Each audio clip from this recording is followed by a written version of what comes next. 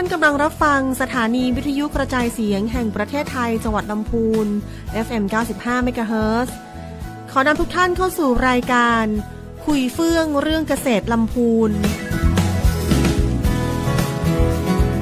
คุณก็อยากรู้ในเรื่องนี้ยังเชิญคุณมาฟังต่างคลื่นนี้นาเฮามีเรื่องเล่าบอกจามาเชิญมาฟังคุยเฟื่องเรื่องเกษตรละปูน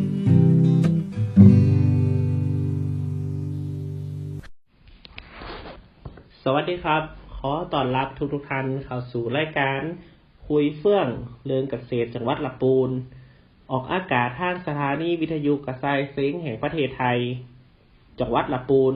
FM 95 เมกะเฮิรตซ์ทุกวันเสาร์เวลา5 โมงแรงถึง 6 โมงแรงซึ่งในสัปดาห์นี้จะดำเนินรายการโดยเกษตรเจมนะครับนายวิทยพงษ์เปี่ยวงศ์นักวิชาการส่งเสริมการเกษตรชำนาญการสำนักงานเกษตรอำเภอป่าซาง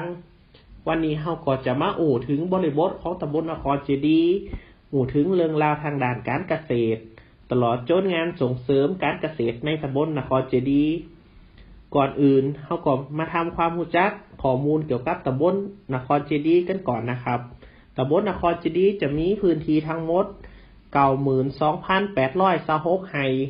คิดเป็น 148.52 ตารางกิโลเมตรโดยตำบลนครเจดีย์จะมีอาณาเขตติดต่อนะครับติดเนื้อนะครับจะติดต่อกับตำบลตาตุมตำบลมะกอกอำเภอป่าซางจังหวัดลำพูน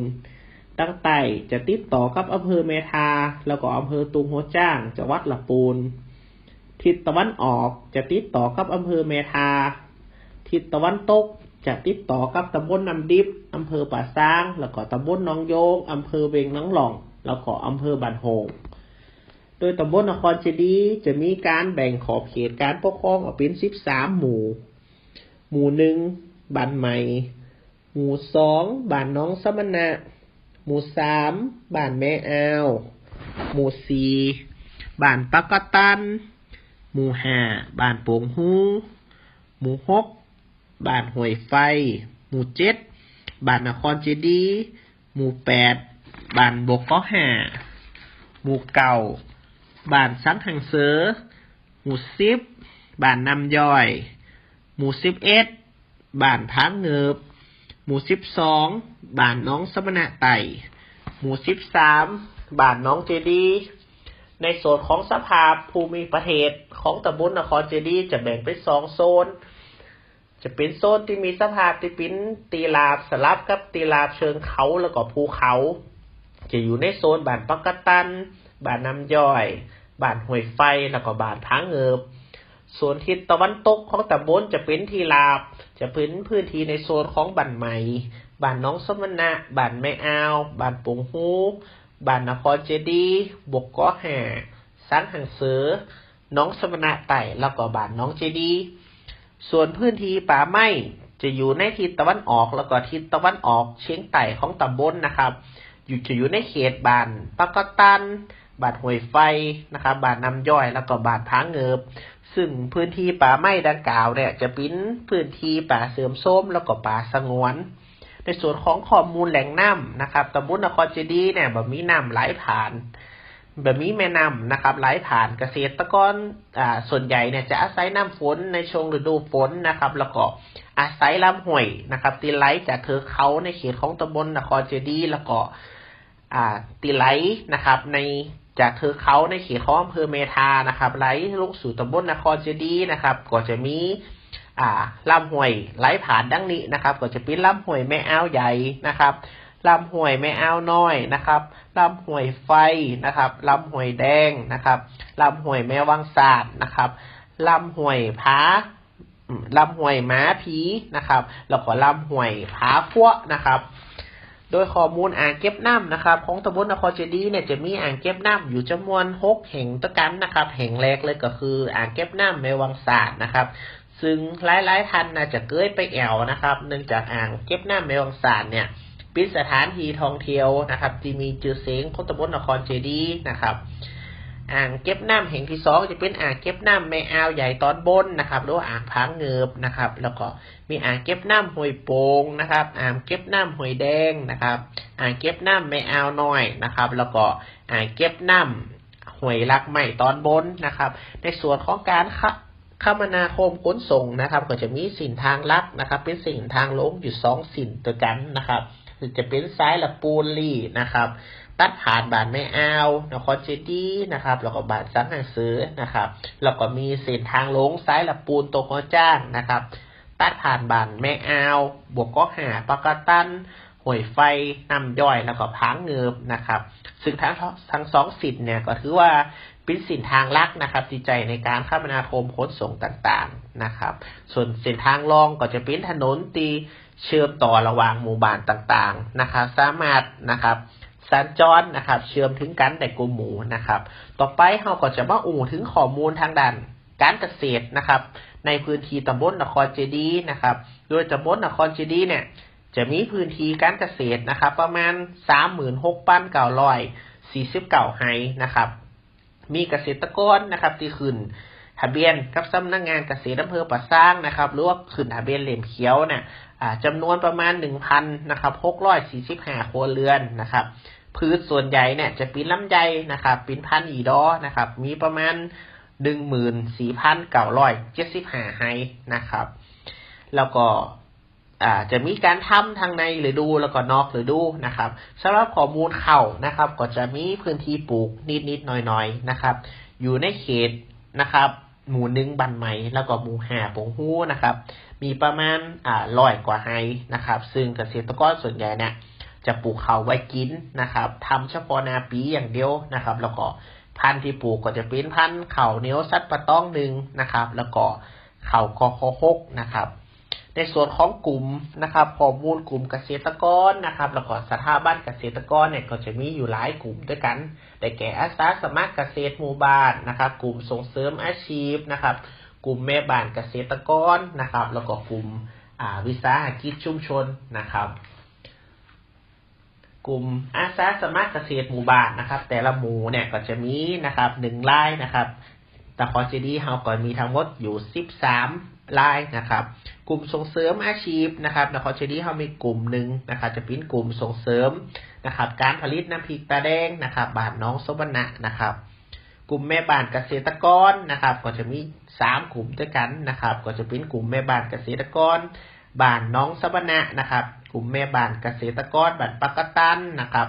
กลุ่มแม่บ้านเกษตรกรบ้านผางเงิบนะครับสำหรับกลุ่มวิสาหกิจชุมชนนะครับของตำบลนครเจดีย์เฮาเนี่ยจะมีอยู่9กลุ่มด้วยกันนะครับ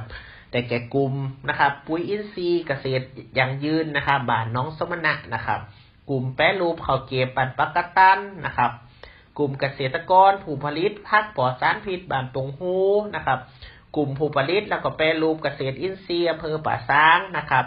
กลุ่มคนของแผ่นดินนะครับเกษตรอินทรีย์วิถีพอเพียงนะครับกลุ่มสมุนไพรท่องเที่ยวเชิงสุขภาพนะครับกลุ่มพ่อเฮ็ดนางฟ้านะครับแล้วก็กลุ่มสมุนไพรลูกประคบบ้านไหก้อขานะครับแล้วก็กลุ่มลำไยแป้งใหญ่นอกฤดูบ้านผางเงิบนะครับนอกจากนี้นะครับก็ตำบลนครเจดีย์ก็ยังมีกลุ่มแป้งใหญ่นะครับซึ่งเป็นการรวมกลุ่มกันนะครับผลิตสินค้าเกษตรนะครับมีการบริการจัดการรวมกันนะครับเพื่อลดต้นทุนนะครับเพื่อผลผลิตแล้วก็สามารถแข่งขันในตลาดได้นะครับโดยตำบลนครเจดีย์เฮาเนี่ยมีจำนวนอยู่กลุ่มแป้งใหญ่อยู่2แป้งนะครับก็คือกลุ่มแป้งใหญ่ลำไยตำบลนครเจดีย์นะครับแล้วก็กลุ่มแป้งใหญ่ลำไยบ้านน้องสมณะหมู่2นะครับนอกจากกลุ่มแป้งใหญ่แล้วนะครับก็ยังมีการจัดตั้งนะครับศูนย์เรียนรู้นะครับการเพิ่มประสิทธิภาพการผลิตสินค้าเกษตรนะครับโดยเราจะห้องย่อๆว่าสพกนะครับโดยในนครเจดีย์เฮาเนี่ยจะมีอยู่จำนวนอยู่2ศูนย์ด้วยกันนะครับเป็นศูนย์เครือข่ายนะครับศูนย์แรกนะครับก็จะเป็นสพกเครือข่ายนะครับศูนย์เรียนรู้นะครับการผลิตปุ๋ยอินทรีย์นะครับของปลงการูนแก้วเซ็งนะครับศูนย์ที่2ก็จะเป็นศูนย์เรียนรู้นะครับ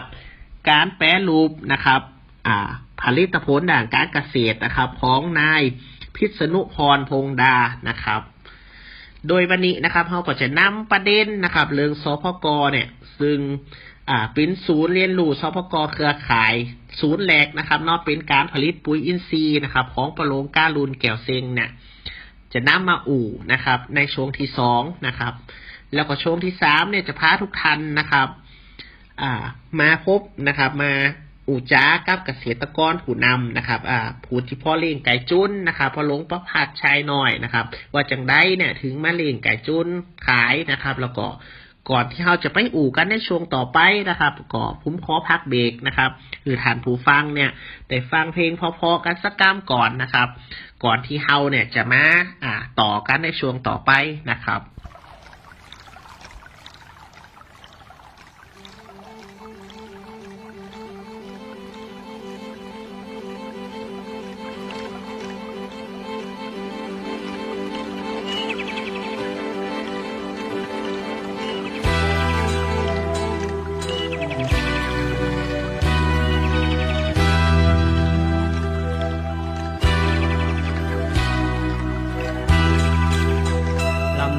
ช่ำเย็นไหลซอกกระเซ็นจากดอ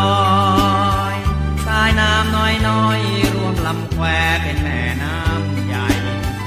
สิ่งวังยมนานกว้างใหญ่ไพศาลทั่วล้านนาไทยหล่อเลี้ยงเราได้สุขสันต์นานมาชีวิตทุกคนล้วนแต่ดิ้นรนขวนขวายหล่อเลี้ยงร่างกายด้วยสายน้ำเย็นฉ่ำบุราบึงคลองขาดน้ำพื้นแผ่นดินดำย่อมมีปัญหาต้นไม้ใบหญ้าแห้งเหี่ยวเช้าร้อนเรารุ่มกายลูกล่วงผ่านประมาณ10 ปีทั่วพื้นปัทภีร่มรื่นเย็นสบายบนดอยเขียวขจีมีแต่ต้นไม้ต้นเล็กต้นใหญ่สัตว์อาศัยร่วมกันลำธารลายสายน้ำก่อนต่อกุ้งปลาหอยเกาะหินพาลักหลัดนกกาไก่ร้องก้องอนาวันเก่งกวางสมันมีช้างข้างลิงเย็นพระพายเย็นกายเย็นจิตเย็นชีวิตช่ำเย็นทุกสิ่งแต่เดี๋ยวนี้มันร้อนจริงๆนานยมวังปิงเหือดแห้งแล้งอารา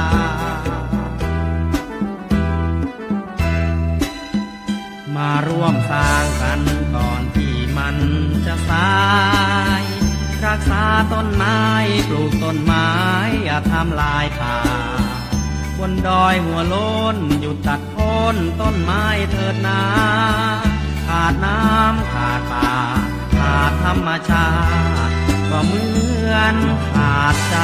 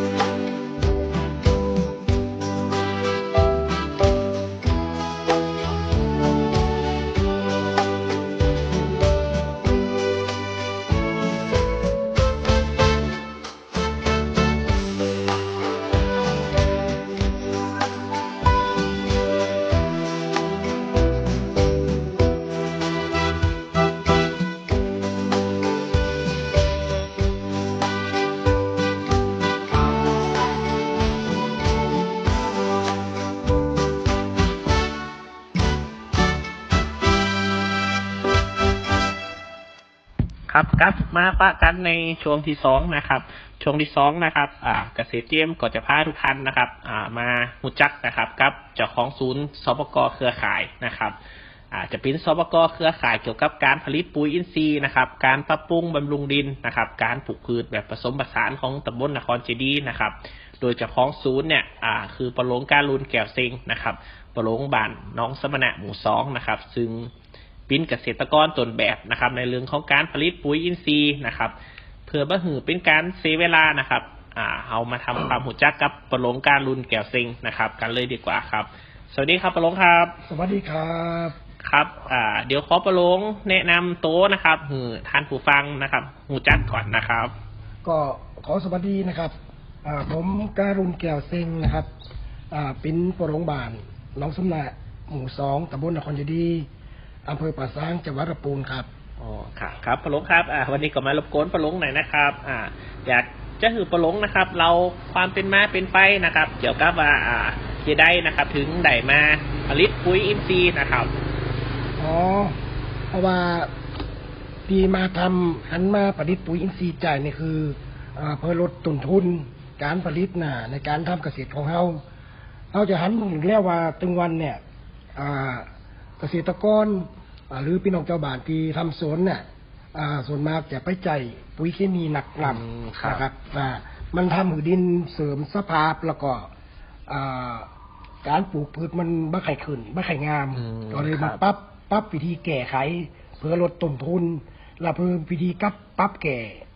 ดินเป็นการปรับปรุงดินไปในโตตัวนะครับปะหลงนะครับแล้วก็อย่างปุ๋ยอินทรีย์ของปะหลงนะครับที่ปะหลงผลิตนี้ใจส่วนผสมยังพองครับส่วนมากผมจะใจวัตถุตีปัญหาใดนะครับเอาง่ายๆครับถ้าเจอเขาตัดแต่งกิ่งเขาก็ใจใบที่เขาตัดแต่งกิ่งน่ะมามักไว้นะครับมักกับขี้งู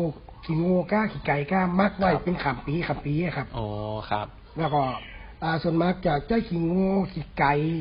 นะครับและใจหลายๆตัวเพราะว่าบางตัวเนี่ยเขาก็ใจกากชั้นอ่อยจากโรงน้ำตาลนะครับมามักกับขี้ไก่ขี้งูนะครับแล้วมีการใส่อย่างอื่นนะมั้งครับปะหลงครับอย่างอื่นนี่ตอนมักนี่ส่วนมากจะใจพวกน้ำมักพด2ใจพด2มาตัวนะครับเพื่อเพิ่มประสิทธิภาพของปุ๋ยนะครับจะใจพด1ในการทำในการมักกระบวนการมักปุ๋ย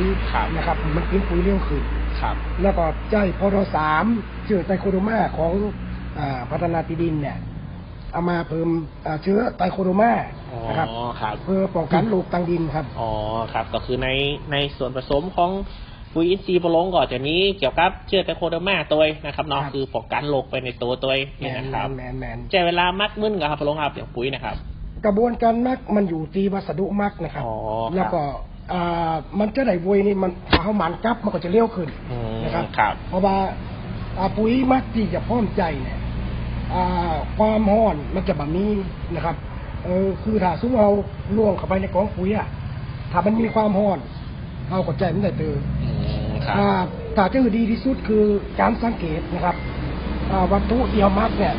มันก็จะกลายเป็นสีดำหรือว่าสีน้ำตาลถ้าสังเกตอุณหภูมิมันก็คือมันจะมีความร้อนละอุณหภูมิจะปกติเตาต่างนอกอันนั้นคือใจได้ละครับปุ๋ยมักนะครับก็คือปะหลงผลิตขายตัวนะครับปะหลงเนาะแมนครับแล้วก็ในกระบวนการอย่างเขาขายนะครับใส่ปิ้งกระสอบขายหรือว่าเขายังไปแปรรูปไปอัดเม็ดไปอย่างอยู่ครับปะหลงครับถึงวันนี้เราจะมี3ตัวนะครับคือถ้าปุ๋ยมักธรรมดาก็ขายปุ๋ยมักผสมเคมีก็ขายปุ๋ยปั่นเม็ดก็ทำนะครับมันหลายตัวครับมี3รูปแบบนี่นะครับมี3รูปแบบครับสนใจก็สามารถติดต่อที่ปะหลงได้นะครับเนาะครับเบอร์ติดต่อยังครับปะหลงครับ086-1888-534นะครับขอปะหลงโทนเบอร์ฮัมสักกัมนึงครับ086-1888-534ครับครับยังครับพ่อแม่พี่น้องนะครับที่ยังได้รับฟังนะครับถ้าสนใจนะครับในเรื่องของปุ๋ยอินทรีย์นะครับเนาะก็สามารถติดต่อได้ที่เบอร์ของปะหลงการุณนะครับปะหลงครับนอกจากการทำปุ๋ยอินทรีย์แล้วครับอย่างในด่านการเกษตรแล้วครับปะหลงมีการทำการเกษตรในด่านใดบ้างครับการเกษตรนี่คือผมทำหลายอย่างนะครับ เพื่อป้องกันความเสี่ยงเอายกตัวอย่างปีนี้เนาะ ครับ ลำไยราคาดีเนี่ย ครับลำไยราคา ก็ได้สตังค์กับสิคุณนะครับเนาะ ครับ ก็ผมก็เลยปรับเปลี่ยนมาหลายปีละ ครับ นะครับผมทำถึงวันนี้จะมีอยู่ลำไยมะม่วงเนาะ ครับ ผักป่อมหรือว่าผักชี ครับ นะครับผักกาด ครับ มะเต่า ครับ ตอนนี้ขึ้นแปลงจะปรุงพริกเห็นละ อ๋อ นะครับซุปเปอร์ฮอตกับพริกหนุ่ม ทำหลายๆอย่างกระจายความเสี่ยงกันไปนะครับปลงหลอ แม่น ครับ และ เพราะว่าลำไยเนี่ย มันเป็นเงินปี ครับ แต่พาทำพืชพักเนี่ย คือพืชระยะสั้นได้เงินโวย อ๋อ นะครับ ครับ เดินไป2 เดือนก็ได้เงินละ อ๋อครับ แต่ลำไยนี่6 ปีก็ถึงจะได้เงิน อ๋อ ก็ยังเสี่ยงอยู่ราคาตัวเอง ครับ และเป็นได้ราคาพักป่อมแล้วครับ ดีกว่าครับปลงครับช่วงนี้ ตอนนี้เมื่อเจ้านี่ไปกาดผมไปกาดนะครับ กิโล180 อ๋อครับ กิโล180นะครับ ปลูกกี่ไฮครับพี่เนี่ยปลงครับ ตอนนี้หวานไปแล้ว2 ไฮแล้วหวานตะวาแฮม4 ไฮครับ อ๋อครับ ลำเดียวนี่เต็มสถานตีแฮม5 ไร่ โอ้นกเองไกด์โซนห้องปลเล่งแล้วนะครับปลงครับ ก็พอไปสมพรปาก อ๋อครับ และในส่วนยังพืชอื่นแล้วครับพริกนี่ปิ้นทางกว่าครับปลงครับ พริกกำลังจะลุ่งอยู่ อ๋อก ำลังปลูกแปลง ครับ นะครับ ปีนี้เยอะกี่ไฮครับปลงครับ พริกตอนนี้ผมจะลุ่งซุปเปอร์ฮอตอยู่2 ไร่ 2 ไหลนะ แล้ว ครั ก็ บ พริกหนุ่มจะปลูกทั้ง2 ไร่ อ๋อก ำลังเตรียมปีอยู่ครับ ครับทำหลายๆอย่างกระจายความเสี่ยงไปนะครับปลงเนาะแล้วก็ ครับ ใจปุ๋ยที่เฮาผลิตตัวนะครับ ใช่ จะได้ลดต้นทุนตัวนะครับเนาะแล้วก็ อ๋อ เป็นการปรับปรุงดินไปตัว อันส่วนมากเขาจะใจปุ๋ยของเขาที่ผลิตเนี่ย อ๋อค เป็ รับ นห้องดินก่อน อ๋อครับ ลองแปลงก่อน ครับ นะ แล้วตะกี้ได้ยินปลงว่ามีการปลูกแบบอย่างอื่นปลูกเต่าตะกร้าปลงครับเป็นได้ของในเรื่องของแตงโมครับ แตงโมปีนี้มาประสบผลสำเร็จครับ อืม เพราะอย่าง ครับ ดินฟ้าอากาศ อ๋อ ปีนี้ ครับ เพ ฝน ราะว่า ตกหนักเกินนะครับ แม เนาะ นขาพระเต่ากำลังจะติดหน่วยกำลังเริ่มจะติดหน่วยฝนลงมา อื ฝน ม ไหล ครับ แก้ไขมันก็เลยติดหน่วยฝนลงมาฝนไหล อ๋อครับแต่เป็นในส่วนของปีที่ผ่านมานี่ถือว่าเต่านี้ได้ผลดีครับ บ่ได้ผลดี อ๋อ เพราะมันฝนเจอฝนหนักล ฝนหนักเกินนี่นะครับ แล้วอย่างปีที่ผ่านมาแล้วครับปลงปีที่ผ่านมานี่งั้นปีได้ไปเดียวปลงว่าได้กำไรจากการปลูกของเต่าค่อนข้างเยอะครับ ปีแรกครับ ปีแรก เพราะว่าอากาศมันฝนมันเพราะมันกระทบไปมา ครับ สิ่งสำคัญคือสภาวะอากาศ อ๋อปลูกของเต่าเนี่ยนะครับเนาะครับก็ทำหลายๆอย่างนะปลงกระจายความเสี่ยงไปนะครับเนาะ แมน ครับ อย่างที่เราจะทำพืชแต่ละชนิดนะครับปลงมีวิธีการปรับปรุงดินครับ มีการใช้ปุ๋ยพืชสดมีอย่างอีกครับ มีปอเทืองมีครับอย่างที่ปลงทำครับ มี อ๋อ ก่อนที่เราจะเตรียมปลูกเนี่ย ครับ เราก็ต้องปรับโครงสร้างของดินก่อน อ๋อ วิธีการก็คือ ครับ เอาหวานปอเทืองนะครับ ครับ เพื่อปรับปรุงบำรุงดิน ครับ เพราะว่าพืชปอเทืองเนี่ย มันจะตึงไนโตรเจนในอากาศมาเก็บติดตัวมันนะครับ ครับ แล้วก็เขาไถกบเนี่ย มันก็จะเพิ่มอินทรีย์วัตถุ ครั แล้ว บ ก็เพิ่มไนโตรเจนในดินตัวเอง ครับ นะครับ มันก็จะทำให้ดินดีขึ้นนะครับ อืม ร่วนซุย ครับ เนี่ยครับ ถ้าอย่างพี่น้องเกษตรกรเปิ้นหับฟังครับเปิ้นสนใจอยากได้เมล็ดพันธุ์ปอเทืองนี่ล่ะครับต่อไปติดต่อที่ไหนครับปลงค มา รับ ที่นี่เลยครับ อ๋อ เอาบัตรประชาชนมาสำเนาบัตรมาเลย อ๋อ นะครับมาเลย ครับ ไปเลยครับ เตรียมสำเนาบัตรประชาชนเนาะครับเนาะ ครับ มา ผม ติดต่อตีปลงได้นะครับเนาะปลงมีเมล็ดพันธุ์นะครับ ตอนนี้มีอยู่มาเลย อ๋อครับ กระไดออกมาเลย ปีครับปลง ฟรี ปีนะครับ สำคัญคือถ่ายสำเนาบัตรมา อ๋อ นะครับ โอ้ กับจำนวนพื้นที่ อ๋อโอเคครับอย่างพี่น้องเกษตรกรนะครับใครที่ว่าได้ยินได้ฟังนะครับเนาะก็สามารถติดต่อนะครับ อยากได้เมล็ดพันธุ์ปอเทืองก็สอบถามได้ที่ปลงนะครับ ครับ ก็เสียดายนะครับนอกที่เรามีเวลาจำกัดนะครับว่าวันนี้ก็ต้องขอขอบคุณนะครับปลงนักๆนะครับที่ได้เสียสละเวลามามาจ้านะครับ มาแลกเปลี่ยนเรียนรู้กันนะครับท่านผู้ฟังนะครับนะครับที่ว่าสนใจก็สามารถติดต่อปลงได้นะครับ ก็ต้องขอขอบคุณนักนะครับ เดี๋ยวเราไปฟังเพลงพอๆกันก่อนนะครับสักกำนะครับ แล้วก็เราปิกมากันต่อในช่วงที่3ครับก็ปลงครับขอบคุณครับ ครับขอบคุณครับแล้วพากันเนอะ ครับ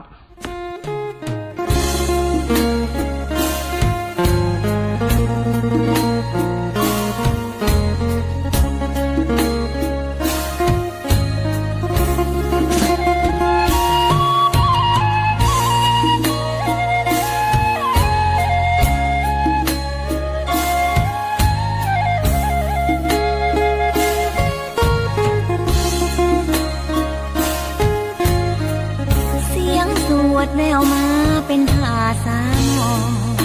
คิดถึงถิ่นเกิดเมืองนอนต้องลาจากจรหงสาวดีณบ้านบ่อขาวเจ้าแม่จามเทวีประสูติแดนดินถิ่นนี้ป่าสร้างเป็นสีมากมีผลบุญ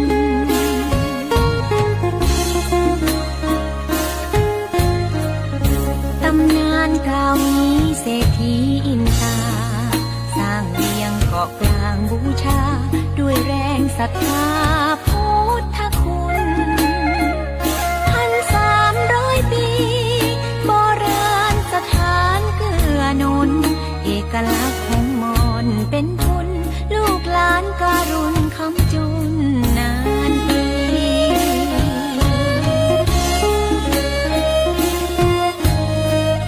งานประเพณีเรานี้รักษา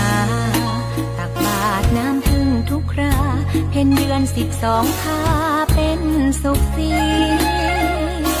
ถวายข้าวแช่แห่ตุ้งตะขาบเพิ่มบารมีป้อนพี่เน่งยามป่วยทุกทีเอกลักษณ์ของดีชุดมอญสืบมา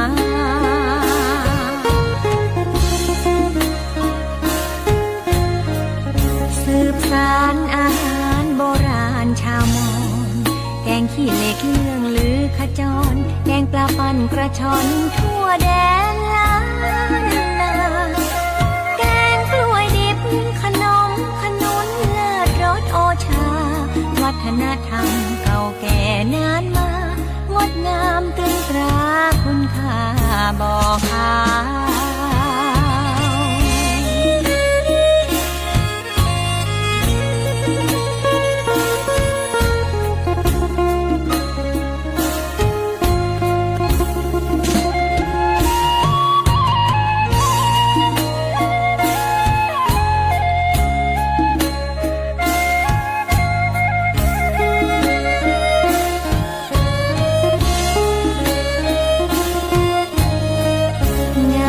ประเพณีเรานี้รักษา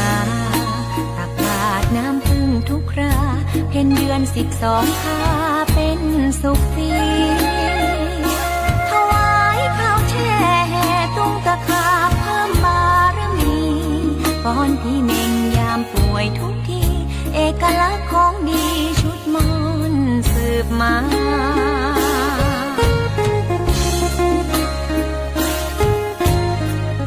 สืบสานอาหารโบราณชาวมอญแกงขี้เหล็กเรื่องลือขจรแกงปลาปั่นกระชอนทั่วแดนล้านนาแกงกล้วยดิบขนมขนุนเลิศรสโอชาวัฒนธรรมเก่าแก่นานมา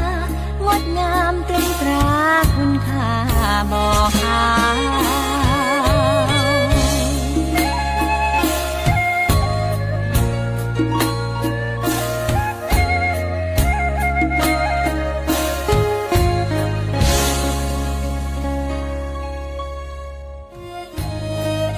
งานประเพณีเรานี้รักษาตักบาตรน้ำพึ่งทุกคราเพ็ญเดือน12ค่าเป็นสุขสีถวายข้าวแช่แห่ตุ้งตะขาบเพิ่มบารมีป้อนพี่เน่งยามป่วยทุกทีเอกลักษณ์ของดีชุดมอญสืบมา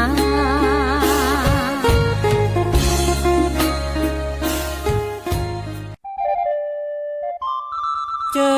ญฟังกันเตอะ10 สาวเจ้าบ้านมาฟัง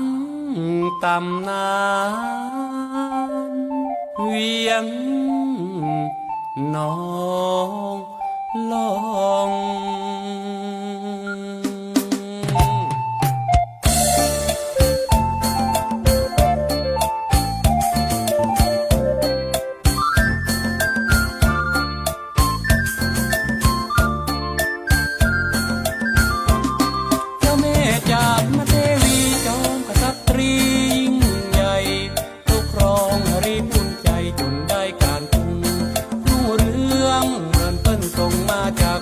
ร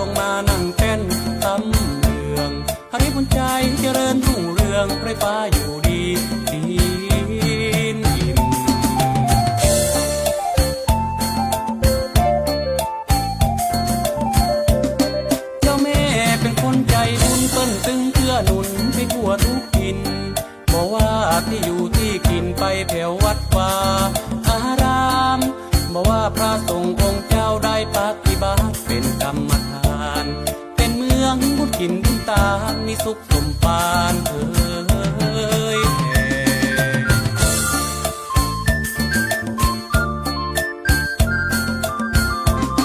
วันหนึ่งมีคนเข้ามาขอกราบไหว้สาตรงตัวเจ้าแม่ตัวข้าก็บอกแต่บรรจุหลอกไหวอันใดบอกว่าตามคนวันตกมีคนไปพบหนองน้ำเย็นใสวันสิ้นมันทำเมื่อใดกาเผือกตัวใหญ่มาห้อง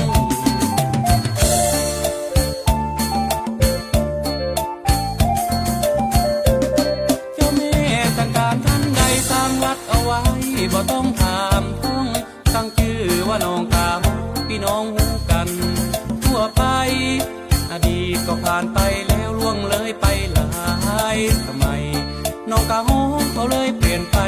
กลายไปเป็นน้องห้อง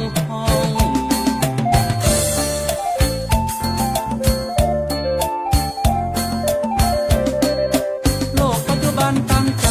อย่างอันใดก็เปลี่ยนไปพ้องคือเก่าเป็นห้องน้องห้องกลายเป็นน้องลงกันไป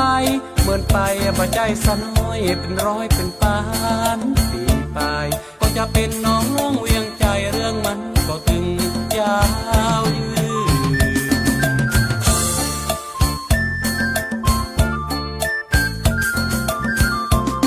เมื่อสองพันก็300ตายคนละคุณนี่ตายคงดาบฆ่าศึก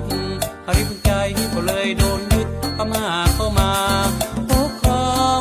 พระยาเจ้ากาวิละนั่งกึดปอปวดสมองพระยาจ่าบ้านก็ลองตวนกันไปกึดการใหญ่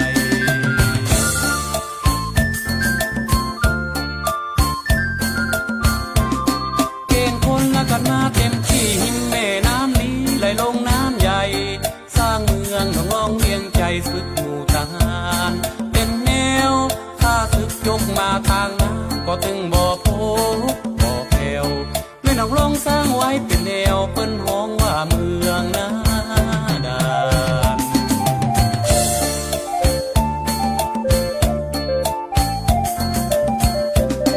ยังเหลือของมือคอยเป็นห้องเป็นห้อยหลายอย่างหัวหน้าเปิ้นมาไหว้วางเป็นนายทหารคนดีช่วยกันเก็บเอากระดูกมาแปลงสมศักดิ์ศรีก็เป็นอนุสาวรีย์จนเป็นภูเขางามพอง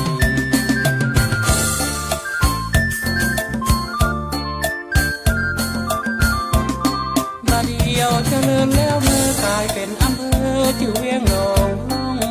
เชิญเอาว่าพี่น้องไปเอวยังบ้านของเฮาเดินเอวทั่วทุกตำบลเปิ้นเป็นชุมชนสีขาวอำเภอเวียงหนองลงบ้านเฮาไปหันโกเมาผู้ที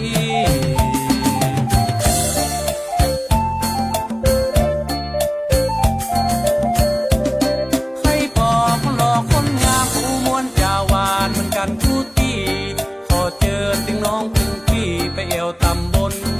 น้องยวงเพิ่นชอบกินม้วนตาลหวานจิตใจเบิกบานใหญ่หลวงเพิ่นว่าตำบลหนองยวงมีกาคนงามคนหล่อ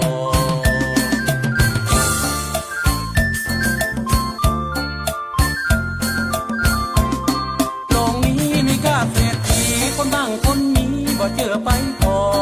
ผู้มวนจะวางแค่นอตำบลวังพางนอนายบ้านเปิ้นน่ะเจริญก้าวหน้าเพราะเปิ้นมันค้ามันขายเพราะว่าตึงยิ่งตึงใจไปค้าไปขายตลอด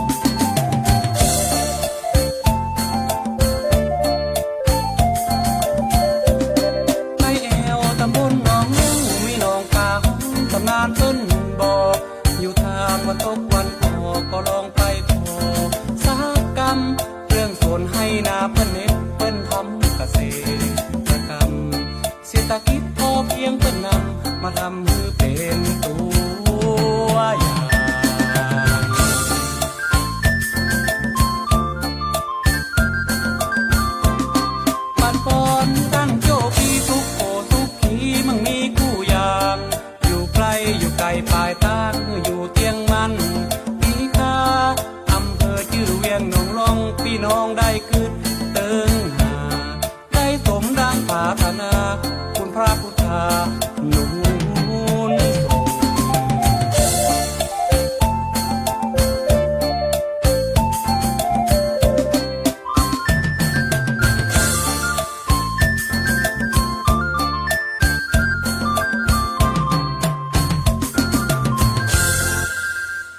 ครับมาต่อกันในช่วงที่3นะครับ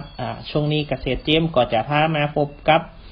มาอู่มาจ้านะครับกับเกษตรกรผู้นำนะครับผู้เพาะเลี้ยงไก่จุ้นนะครับเป็นอาชีพนะครับเราลองมาฟังเกษตรกรผู้นำนะครับว่าจะได้ปัจจุบันนะครับได้หันมาเพาะเลี้ยงไก่จุ้นขายนะครับปัจจัยขายที่ไหนนะครับเป็นอดีตนะครับปะหลงบ้านพระเงิบนะครับปะหลงประพัดชัยหน่อยครับสวัสดีครับปะหลงครับครับสวัสดีครับครับปะหลงครับอันก่อนอื่นจะขอปะหลงแนะนำโต๊ะหน่อยนะครับครับผมนายประพัดชัยน้อยอดีตผู้ใหญ่บ้านบ้านพระเงิบหมู่11ตำบลนครคีรีอำเภอปะสร้างจังหวัดลำพูนครับครับปะหลงครับวันนี้มาอู่มาจ้าครับปะหลงเนาะว่าจะรบกวนปะหลงหน่อยครับครับปะหลงครับอันก่อนที่ปะหลงจะมาพอเลี้ยงไก่จุ้นขายนี่แต่ก่อนนี้ทำอาชีพอย่างครับก็ทำสวนลำไยสวนหอมแต่เดี๋ยวนี้ก็หลังจากเกษียณมาก็แต่ก่อนก็เลี้ยงไก่พื้นเมืองโดยแล้วก็มันก็ไก่พื้นเมืองนี่ก็มันก็ประสบปัญหาที่ว่าขายยากหน่อยนึงก็เลยไปได้รับการแนะนำจากตั้งเกษตรเป็นเล่งกระโจนก็เลยหันมาเล่งกระโจนนี่ครับครับไก่พื้นเมืองก็ราคาแบบพอขายดีนะครับปะหลงเนาะครับแต่เป็นได้โซนน้ำใจนะครับโซนน้ำใจก็ดีไปให้เนาะอ๋อครับก็ได้ตั้งพองเนี่ยครับก็เลยมาพอเลี้ยงไก่ตัวนะครับเนาะครับเล่งไก่จุ้นก็ปินได้ครับเลี้ยงยากกว่าครับปะหลงครับก็มันก็เคยเล่งไก่พื้นเมืองมาก่อนมันก็บ่แตกต่างสักตัวใดอ๋อครับแล้วปัจจุบันเนี่ยปะหลงอันเลี้ยงมีปอไก่กี่โตมีแม่ไก่กี่โตครับมีวิธีการเลี้ยงอย่างไรครับพอดีไปเป็นลูกฟาร์มของเปิ้นไปหาปอพันธุ์1โตแล้วก็แม่พันธุ์ก็มีอยู่7โตอ๋อเป็นหือปอพันธุ์มาโตนึงหือแม่พันธุ์มา7โตนะครับครับแล้วก็เอาปล่อยผสมลุ่มๆแล้วกันด้วยอย่างได้ครับปะหลงครับพอดีเอาจัดไว้เป็นขอกครับอ๋อผสมวันละชุดละ3โตครับก็คือแต่ปะหลงจะเตรียมแม่พันธุ์ไว้อันดับแรกก็3โตก่อนนะครับมีปอไก่โตนึงนะครับแล้วก็แม่มันอยู่แต่ละคอกนะครับแต่ละคอกแล้วก็เอาไก่ปู้ใส่ผสมคอกต่อคอกมันก็ครับคอกต่อคอกว่าสมมติวันที่1ใส่แม่นึงเนาะวันที่2ก็ย้ายมาใส่แม่ที่2นะครับแล้วก็วันที่3ก็ย้ายมาใส่แม่ที่3นะครับครับหลังจากนั้นถาม3ตัวนี้ฟักแล้วก็เตรียมทำสีแม่มาทำนะครับครับและอย่างไก่น้อยล่ะครับเวลามันเกิดมาล่ะครับแต่วิธีการเลี้ยงไปครับคือแม่มันอบไออุ่นหน่อยนึงแล้วก็ถ้ามันมีสีขนมันขึ้นมาก็จะปิดเอาไปใส่กรงอันนี้อนุบาลมันไว้ครับแล้วก็เอาแม่มันไปเตรียมผสมไว้บ่ได้ปล่อยให้แม่มันเลี้ยงจนถึงอายุปี2เดือนบ่ได้อันนะครับเนาะและจะได้ถึงแบบเลี้ยงติด2ติดสมมุติแม่มันเลี้ยงได้2ติดก็ปิดเนาะเพราะมันจะได้ไข่ใหม่นะครับจะได้ลูกมันหลายๆหน่อยเร็วกว่านะครับแต่ถ้าแม่มันเลี้ยงก็จะใช้เวลามึนหน่อยนะครับเนาะเลี้ยงมันเหมือนเฮาเลี้ยงเป็นเดียวเอาไปเคียนที่นี่ก็อาจจะตายครับคือแกน้อยก็เลี้ยงในกรงบ่ได้ปล่อยถึงมันไปแอวในโซนนั่นอย่างนี้นะครับไม่ได้ปล่อยครับจะได้ครับเวลาปล่อยนี่มันปล่อยไข่ได้ก็ครับพ่อหลวงครับมันวันแต่วันนี่เจอมันการกินมันก็บัดต้านไก่ใหญ่เนาะครับก็เลยมาใส่ในกรงของมันเองครับอยากกินเวลาใดมันก็ได้กินนี่ครับนี่ก็อาหารดีหน่อยนะแล้วลิงอย่าได้ครับเอาอาหารอย่างอื่นครับพ่อหลวงครับอาหารก็ส่วนมากก็ไปซื้ออาหารของอาหารกินกระสอบอาหารไก่น้อยนะครับจนมันได้สัก3เดือนก็เอาอาหารเบอร์204ครับและลิงอาหารนะครับข้าวโพดเหือดด้วยครับลงผสมกัน2อย่างนะครับน้อยก็ข้าวโพดปนใหญ่มากมันฮัดมันกินกับบดเม็ดแต่ได้ก็มันกินข้าวโพดเม็ดครับและอย่างเรื่องยาเรื่องวัคซีนนี้เรามีการทำหรอครับปะโลครับวัคซีนก็ไก่น้อยได้ประมาณสัก2 ติดก็ถ้ามันมีเนื้อแล้วก็จะเอาวัคซีนนิวคาสเซิลชนิดน้ำนมฉีดเป็นของวัคซีนนิวคาสเซิลชนิดน้ำนมนะครับเนาะฉีดกันโรคกันอย่างนั้นไหมครับครับและอย่างปิ้นตีเล่งหือเปิ้ลนี่แหละครับต้องจัดการอย่างไรครับเอาไปหือเปิ้ลตอนไหนหรือว่าอย่างไรครับนี่ก็ตอนไก่ได้สัก ประมาณสัก3 เดือนนี่ก็ไก่มกดีแฮมนี่มันหูจักตัวเมตัวปู้แล้วก็ห้าก็คัดแล้วตัวเมไปส่งไปขายก่อนตัวร้อยแล้วก็เลี้ยงตัวปู้ไว้มันเป็นหนุ่มแล้วจับมาขังมันคุ้นเคยเรียบร้อยแล้วก็ขนมันพร้อมก็เอาไปส่งเปิ้นตัวละ1,000ตัวน้อยนี่เปิ้นขอชื่อแหละแต่รุ่นตัวน้อยเนาะครับแล้วก็ตัวปูนี่เฮาเล่งจนเป็นหนุ่มแล้วก็เอาไปสูงเป็นตัวปั้นนี่นะครับปะลงครับแล้วอย่างไก่ปูแล้วครับที่ปะลงเล่งเป็นหนุ่มเนี่ยคือใหม่ๆเฮาก็ปล่อยก่อนค่ะหรือว่าเฮาเล่งมันจะได้ครับจนถึงมันขึ้นเป็นหนุ่มนะครับหลังจากเอาตัวเมย์ไปสูงมันก็ไก่มกดีแฮมนี่ก็ไม้แล้วก็ไก่ปูออกมาปล่อยไม้นี่คือไม้อย่างไรครับไม้แข็งมันไม้อย่างนี้ครับตามเบอร์ของเมย์มันนี่กันเวลาเฮาเอาไปหือเปิ้นก็เฮาก็จะบอกว่าตัวนี้เป็นลูกแม่ตัวนี้เนยนะแม่ตัวสมอตัวนี้เป็นลูกแม่วงดำนะครับตัวนี้เป็นลูกแม่วงเหลืองเปิ้นก็จะได้จำได้นะครับครับแล้วอย่าง ที่ไก่ปูหนุ่มเนี่ยครับเล่งอย่างไรเล่งค้างโค้งครับพะโล้หรือว่าใหม่ๆเฮาปล่อยก่อนเอาจนมันใหญ่ไก่จะดีส่งก็แล้วก็ยับมันค้างโค้งกันครับค้างโค้งคือมันเกยมือนะครับเนาะครับเล่งก็ไม่ยากนะครับพอลงเนาะเล่งไม่ยากครับครับแล้วปีได้เดือนนี้เล่งมาได้กี่ปีแล้วครับก็เล่งมาได้ประมาณสักปีปลายละเล่งไก่จนหลังจากเกษียณแล้วเนาะครับดีกว่าไก่พื้นเมืองก่อนหรือว่าได้ครับดีกว่าไก่พื้นเมือง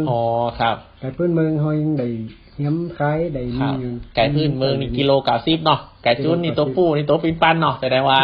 ราคาไปกันหลายเท่าเหมือนกันนะครับเนาะราคาไม่พอดีครับแล้วอนาคตเราคิดว่าอย่างไรครับจะขยายเร่งเพิ่มเกินหรือว่าอย่างไรครับก็ถ้ามันมีก็โอกาสก็จะเพิ่มใครได้เพิ่มอยู่นะครับเนาะครับเพราะว่าดูแลของแบบพ่อขยักนะครับเนาะดูแลพ่อขยักครับใจเฮงกับพ่อใครได้ใจเฮงร้ายเนาะแก่โตมาแล้วนะครับลุงเนาะมือเจ้ามะเร็งครับตอนบ่ายเอาผมไปซนไปการต่อปกติครับก็ใจเวลายังมีเวลาวางไปทำงานอย่างอื่นตัวนะครับเนาะครับถึงเวลามาก็เอาไปสูงไปครับตั้งไม้นะครับลุงเนาะก็ถือว่าเป็นแฮมอาชีพนะครับเนาะที่ทำรายได้ดีนะครับเนาะครับแต่ว่าอย่างเรื่องวัคซีนนี่ก็ต้องได้ทำตลอดนะครับเนาะเพราะว่าเป็นการควบคุมโรคเหมือนกันนะครับปะลงเนาะและเป็นได้ครับปะลงอันถามมือใหม่แล้วครับเป็นสนใจเป็นอย่างนี้ปะลงป้อนแนะนำครับว่าดีหรือว่าแบบดีอย่างได้อย่างการเลี้ยงไก่นะครับมีคนสนใจมากก็เขาเข้ามาถามมาอย่างนี้ก็แนะนำเป็นเลี้ยงอย่างไรเนี่ยก็เขาสามารถแนะนำได้นะครับเนาะครับเกษตรกรมันเลี้ยงไก่กันอยู่แล้วเปิดก็มีความรู้พื้นฐานส่วนหนึ่งอยู่แล้วนะครับเนาะครับแต่ก็เพิ่มรายละเอียดนิดๆหน่อยๆไปนะครับเนาะครับก็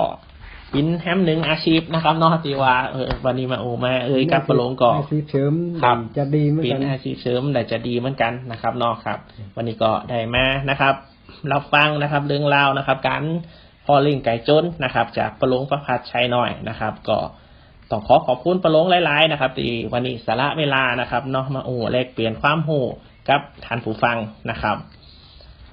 วันนี้เราก็ได้ฟังเรื่องราวด้านการเกษตรในตำบลนครเจดีย์นะครับอำเภอฝางสร้างจังหวัดลำพูนกันไปพอสมควรแล้วนะครับหากท่านผู้ฟังเนี่ยสนใจนะครับหรือว่ามีข้อมูลสอบถามเกี่ยวกับการเกษตรเพิ่มเติมนะครับสามารถติดต่อได้ที่สำนักงานเกษตรอำเภอไก่บาทนะครับหรือว่าสอบถามได้ที่สำนักงานเกษตรอำเภอป่าสร้างนะครับเบอร์โทรสำนักงานเกษตรอำเภอป่าสร้างก็053นะครับ521-353นะครับสำหรับผมก็เกษตรเจมนะครับก็ขอฝากทุกท่านนะครับติดตามข่าวสารด้านการเกษตรนะครับได้ที่เฟซบุ๊กนะครับของสำนักงานเกษตรอำเภอป่าซางนะครับวันนี้ก็ขอลาไปเพียงเท่าอีกก่อนนะครับอย่าลืมติดตามนะครับรายการคุยเฟื่องเรื่องเกษตรลำพูนนะครับออกอากาศทุกวันเสาร์นะครับเวลา5 โมงแรงถึง6 โมงแรงนะครับทาง FM นะครับ95 เมกะเฮิรตซ์นะครับวันนี้ก็ขอลาทุกท่านไปก่อนครับสวัสดีครับ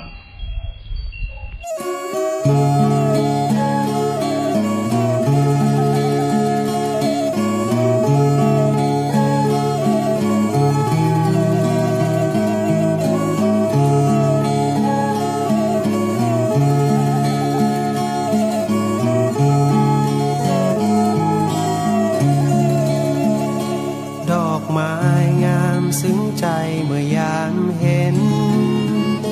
แส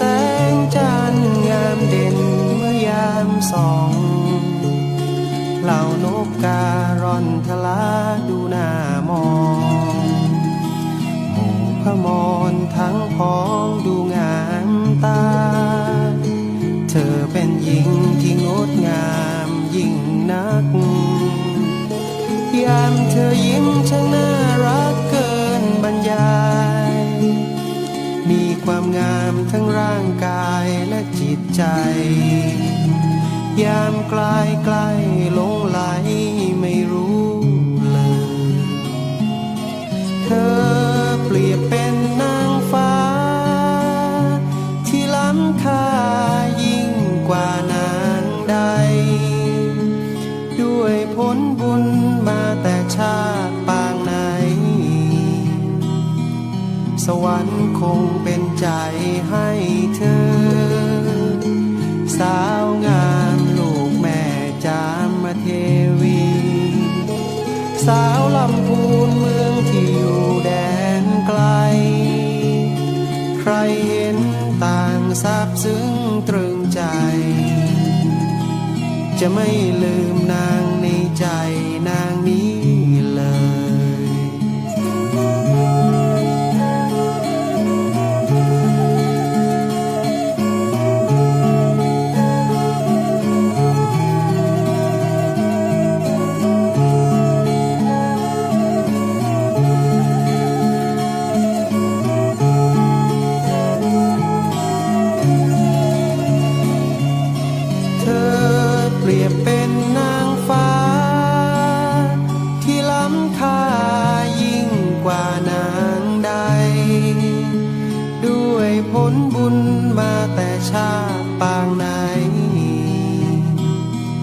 สวรรค์คงเป็นใจ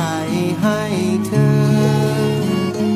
สาวงามลูกแม่จามเทวี